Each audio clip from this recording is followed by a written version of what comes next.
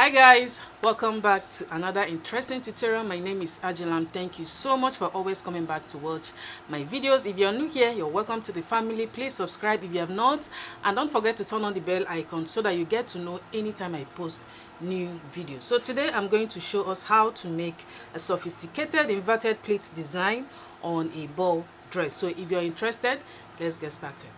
Here I have all the materials that I'll be using to make this beautiful dress. Now the first one here is my satin. I am working with a very soft satin because I'll be using a lot of net to this dress. So I'm working with a soft satin so that at the end of the day the dress will not look too heavy for the child. So I'm working with 1 yard of soft satin, and then my net I am working with 10 yards, and then I have my matching cotton lining. I'm working 1 yard as well for my cotton lining, and of course your zipper, your label, and then your pattern paper. So I have all that complete. So before we continue, some of us asked me if I can help them to get net, because some complain that in their area they normally get their net very expensive. So if you are getting your net for anything more than 180 naira per yard, you can send me a DM and then we'll continue from there. We can deliver to any state that you are. All right, so moving on to the tutorial for today, I'm going to take my pattern. So this is my pattern, and here I have a duplicate because I want to save this original one.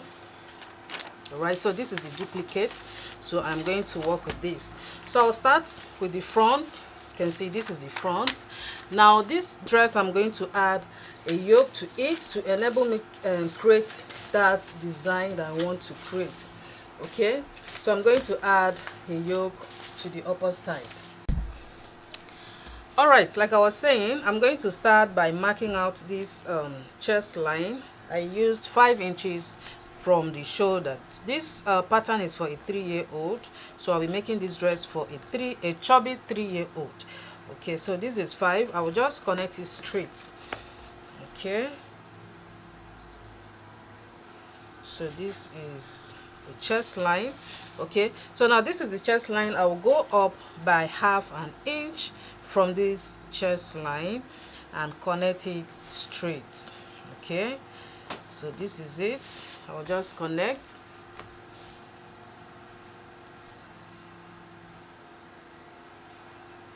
All right, so from this up now, this is going to be the yoke, while this down is going to be the rest of the front. So I'll just cut it off straight here, and then I'll add my sewing allowance on this part when I am sewing it. So for the back, I'm going to do the same for the back, although for the back you can decide to make it you can decide to open it a bit, okay, because it's at the back. So for this back, I will just say make it 5.5, okay, and then I'll just connect it straight. Or you can also give, for this back, you can give it a different shape, not just straight. Okay, can end up giving it a different shape. Okay, but straight like this is always easy and simple to work with. So I'll just cut this off as well, but when I'm cutting on my fabric, I'll add my 1/2 inch on both sides for the sewing allowance. So I'll just go ahead and cut this off, then cut it on my fabric before we continue.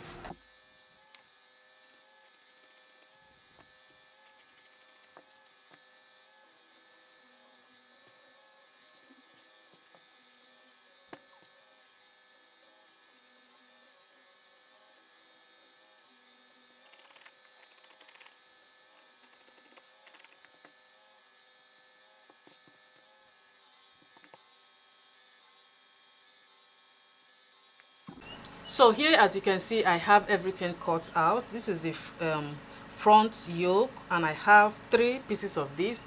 One is going to be the lining, while I'm going to pin 2 together. One is going to be the lining. So this is the lining, and I have the same on the back yoke. This is 2 pieces here each, and then one is going to be lining as well, making it 3. So I have 3 pieces each of the yoke. All right, so for the other side of the bodies, I am working with 2, as you can see, almost the same with what I have here, 2 2 and then 1 as the lining. So after that I just cut out my full flare. So I remove 1 yard from my net and cut out a full 360-degree flare. That is what I have here. So I'm going to use this to create layers. I have a lot of videos on how to create layers or how to make your ball dress fluffy without adding any hard net. So you can watch that video to get how to mark your lines and then sew in the layers of your net so that the dress will come out fluffy. So I have my full flare, 360-degree flare, and this is my lining. I also have a 360-degree flare as well. Okay, so for this I will not be using any hard net for this dress. So this is my satin. I also have a 360-degree flare. Now the difference from all this is that the my satin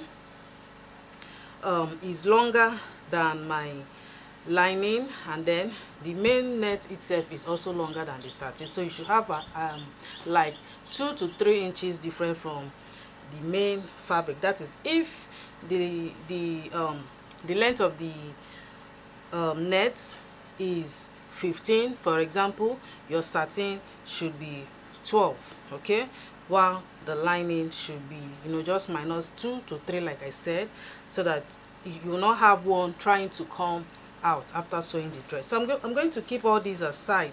So the first thing I'm going to do is to join all that I have here. I'm going to join the yoke. You know how we do that, just join it to the lower part using that inch that I used as the sewing allowance, and then join.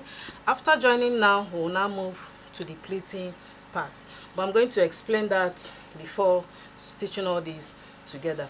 All right, like I was saying, for the pleating I'm going to use this front to cut that out. So the first thing to do is to use the chest measurement I'm working with. So for this front it is 13 because I added my side sewing allowance. Okay, so this is 13 here. So this is to say we are going to multiply this 13 by 3, giving us 36 inches, which is equivalent to 1 yard. Okay, it can be more depending on how many inches you want to use for each of your pleats. Okay, so this is 12 multiplied by 3, I have 36, and then 36 now, which is 1 yard, should be the width of what I'll be working with. Then the height is going to be what you have here. Okay, so from here to this point I have 6.5. okay, that is from this point I have 6.5. Now for this 6.5 we are going to double it, or rather I'll add 1 inch to that, because anyway I will explain this part as we proceed. So I'll just add 1 inch to 6.5, giving me 7.5. so I'm going to multiply that by 2 because we are going to fold this part in before pleating. So if you multiply 7.5 by 2, I'll have 15 inches. So the height of what I'll be cutting out should be 1 yard or 36 inches by 15 inches. The height should be 15 while the width is 36. So I'm going to cut that out so we can start the pleating. Remember I said that if you want to multiply by 3 like I did, make sure that each of your pleats should not exceed, that is the first one that you want to pleat, the first pleating that you want to pleat like this, for example, should not exceed 1.25 or at most 1.5, so that what you have is going to be enough. Okay, but if you want the first pleat to be like 2 to 2.5, that is to say you need to multiply whatever you have by 4. Okay, if you multiply by 3 you end up having shortage, so you multiply by 4. So I'll go ahead and cut out the 36 inches by 15 so we can pleat. But before all that, I'm going to join all these parts so we can finish up the dress.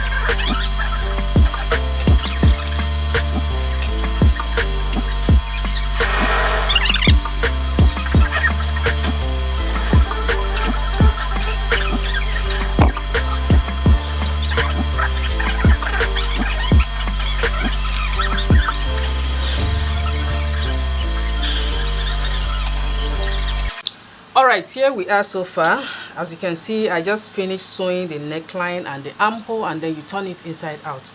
So for this front, which is where we're going to be placing our pleats, you can see that I've not added the lining. Okay, so if you're a beginner, I will advise that after joining the yoke to this other side, you can now place your pleats on this line before joining your lining or the back side, and then turn inside out and give it a good press. So I just sew mine and left it somewhere here. So after placing the pleat on this, after sewing, I will now close it up. So this is what I have. Remember the one I said that you should cut out 15 inches. That is the height of 15 inches by 36 inches. So this is it. After cutting it out, you can see that I just folded it into two. Okay, so this part is closed while this other side is open. So this side that is open is going to sit exactly on the waist line.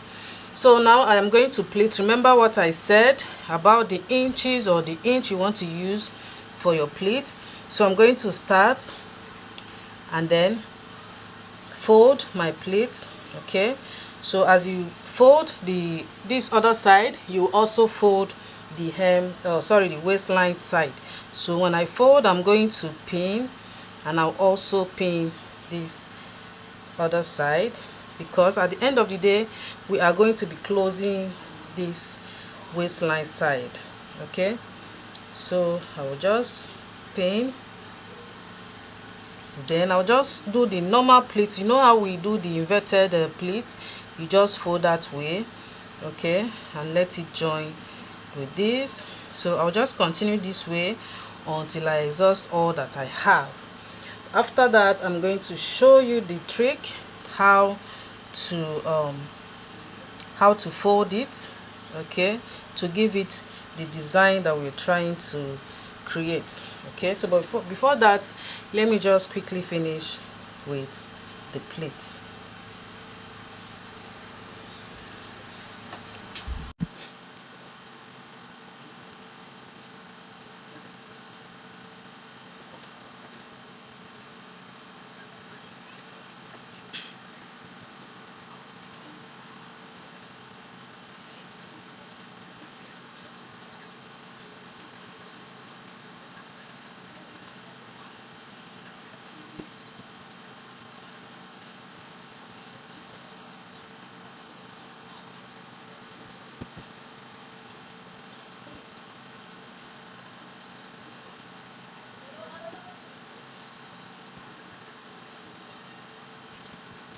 So this is what I have after pleating it, and you can see that I used my iron to flatten it up nicely.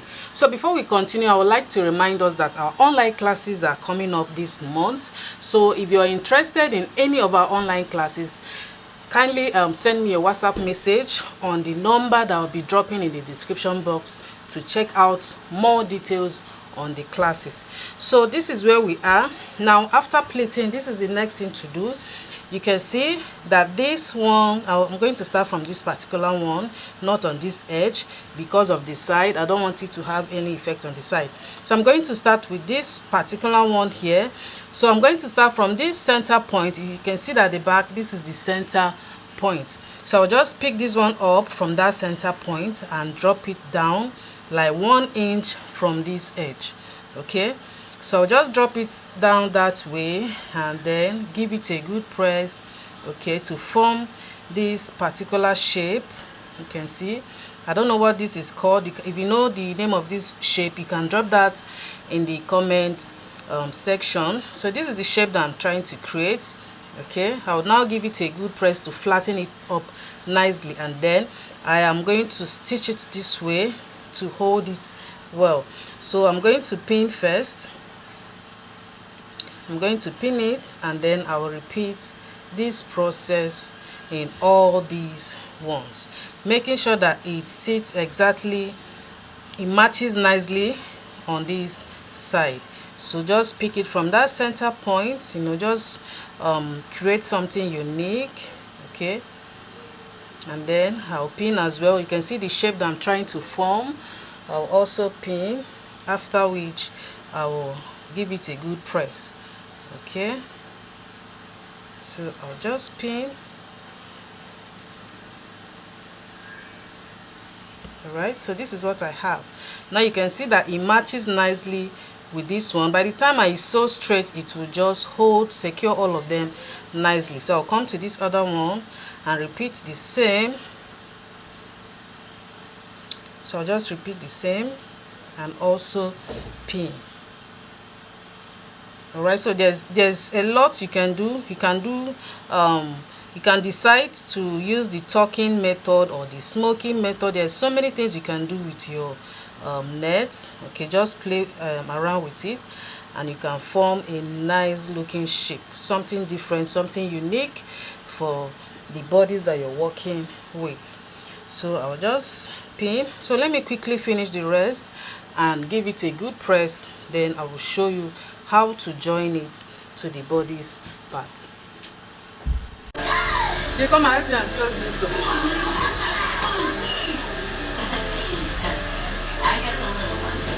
That's what I'm talking about. Let's close this door. Sorry, bring the curtain down.